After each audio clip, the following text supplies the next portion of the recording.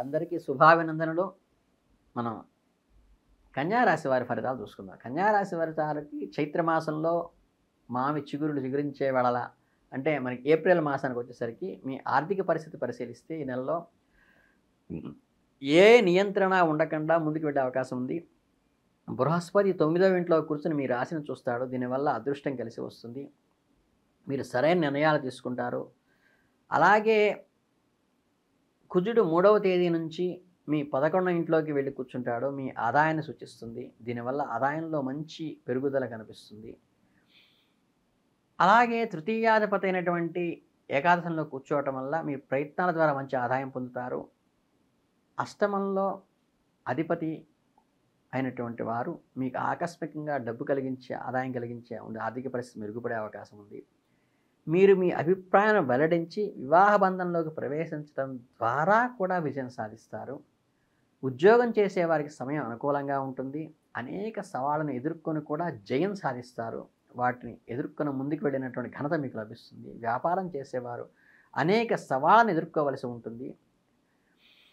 అలాగే ఒకటి కంటే ఎక్కువ మంది వ్యాపార భాగస్వాములతో గొడవ పడకుండా అందరితో కలిసి కూర్చొని ప్రేమపూర్వకంగా చర్చించండి. తద్వారా వ్యాపారాన్ని ముందుకు తీసుకెళ్ళటానికి ఉపయోగపడుతుంది. నెల ప్రారంభం నుండి మీరు ప్రయాణం చేయవలసి రావచ్చు.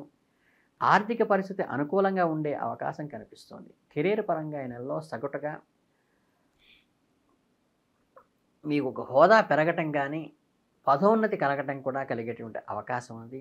శుక్రుడు మరియు సూర్యునితో కలిసి తిరోగమన స్థితిలో కూర్చుంటాం వల్ల ఏంటంటే అతనికి నీచ స్థితి 6వ ఇంట అధిపతి అయిన శని కూడా అతనితో ఉండటం వల్ల ఉద్యోగంలో కొద్దిగా ఒడిదుడుకులు వచ్చి కూడా విజయం సాధిస్తారు. సవాళ్ళనైతే ఎదుర్కొంటూ ముందుకు వెళ్ళవలసి వస్తుంది. 7వ తేదీన బుధుడు తిరోగమనం నుండి ప్రత్యక్ష స్థితిలోకి వస్తాడు. అప్పుడు మీ కార్యాలయంలో సవాళ్ళను కొంత తగ్గుతాయి. అలాగే మీ కార్యాలయంలో మంచి విజయాలను చవి చూడటానికైతే అవకాశం ఉంది. వ్యాపారం చేసేవారికి నెలలో సమస్యలతో నిండి ఉంటుంది.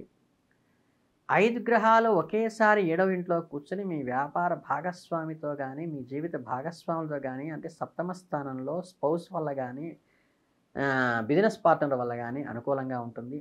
అందరితో మంచిగా వ్యవహరించండి. ప్రయత్నాలకి ఎటువంటి పెద్దపీట వేసి ఇటువంటి వివాదాలకు తావివ్వకుండా ముందుకెళితే మీరు విజయం సాధిస్తారు. ఆరోగ్యపరంగా కొంచెం బలహీనంగా ఉండే అవకాశం ఉంది. మొత్తం మీద రాశిలో కేతువు ఉంటాడు కాబట్టి 7వ ఇంట్లో సూర్యుడు, శని, బుధుడు, శుక్రుడు మరియు రాహులతో 5 గ్రహాలతో నెల ప్రారంభమవుతుంది. మీ ఆరోగ్య సమస్య కొంతవరకు ఇది ప్రభావితం చేస్తుంది. 14వ తేదీ నుండి 8వ ఇంట్లోకి సూర్యుడు సంచరించడం వల్ల మీ వ్యాధుల నుండి విముక్తి కలిగించడంలో సహాయపడుతుంది. అప్పటి వరకు మీరు జాగ్రత్తగా ఉండాలి. ఎందుకంటే మీ రాశిపై కుజుడు పూర్తి దృష్టి ఆరోగ్యాన్ని ప్రభావితం చేస్తుంది. అయితే దేవగురువైన బృహస్పతి నెల మొత్తం మీ రాశిలో చూస్తూ దాన్ని మెరుగుపరచడానికి ప్రయత్నిస్తాడు. గురు అనుగ్రహం ఉంటే అనుగ్రహాలు ఆటోమేటిక్గా అనుకూలంగానే ఉంటాయి. అలాగే మిమ్మల్ని బలంగా చేయటానికి వ్యాయామం చేయటము, ఆరోగ్యాన్ని కాపాడుకోవటము చేసుకోండి. తలనొప్పి, జ్వరము లాంటివి వచ్చే అవకాశాలు మీకు ఉన్నాయి. ఈ చిన్న చిన్న అనారోగ్యాలు తప్పితే వైద్యుడిని సంప్రదించవలసిన అవసరం లేకుండానే మీరు నివారించుకోవచ్చు. కనుక మీరు కంగారు పడాల్సింది. ప్రేమ సంబంధంలో ఉంటే ఈ నెలలో మిశ్రమ ఫలితాలను ఇస్తుంది.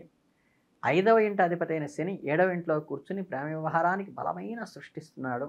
కాబట్టి మీ వివాహం ఖరారు చేసుకోవచ్చు.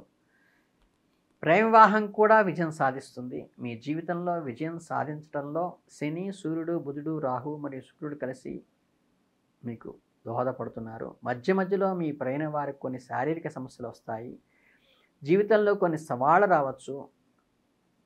మీ సంబంధంలో బంధాల్లో గొడవలు, చిన్న చిన్న స్పర్ధలు దారితీయడానికి అవకాశం ఉంది. కాబట్టి దాన్ని సవాలుగా స్వీకరించండి. సంయమనం పాటించి మీరు సమయస్ఫూర్తితో మనసు విప్పి మాట్లాడుకోవటం వల్ల దాని నుంచి జయం పొందవచ్చు.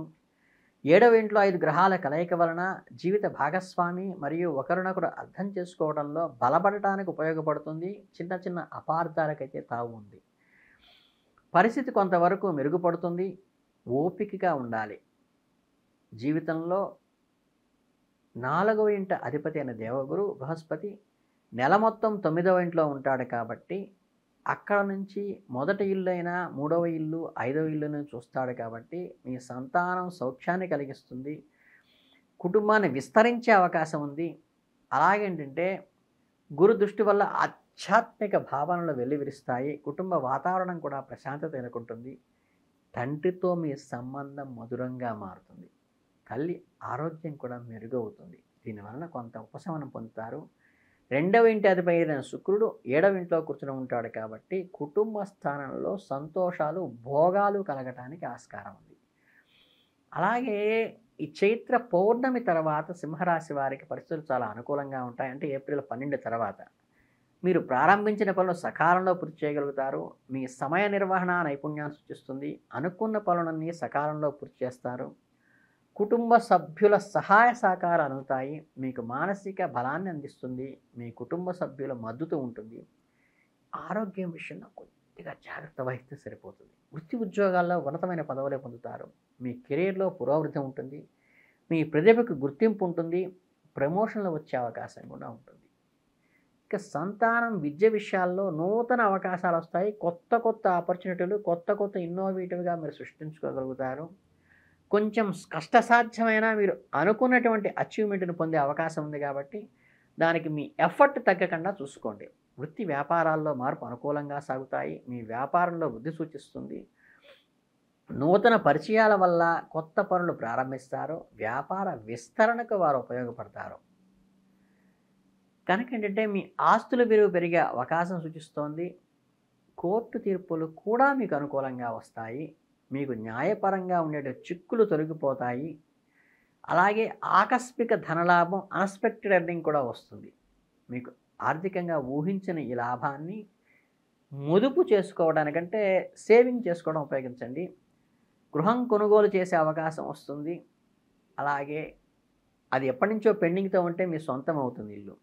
అలాగే నెల చివరిలో కొన్ని సమస్యలు ఎదురైనప్పటికీ, బంధుమిత్రులతో విభేదాలు ఏర్పడినప్పటికీ ఆ బంధాలను ఒడిదుడుకులు ఎదుర్కొంటూ సామరస్యంగా వాటిని పరిష్కరించుకోవటం వల్ల మీరు ముందుకు వెళ్ళాల్సిన పరిస్థితి ఏర్పడుతుంది.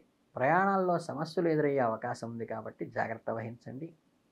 అలాగే ఈ సంకష్ట మోచన గణపతిని ప్రార్థించడం వల్ల కూడా మీకు ఈ కష్టాల నుంచి బయటపడతాయి. ఈ పశుపక్షాదులకు నీళ్లు పెట్టడం వల్ల కూడా ఈ దోషాల నుంచి బయటికి రావచ్చు. ఈ 2 పనులు చేయడం వల్ల మీకు మంచి శుభకళలు కలుగుతాయి. అలాగే ఈ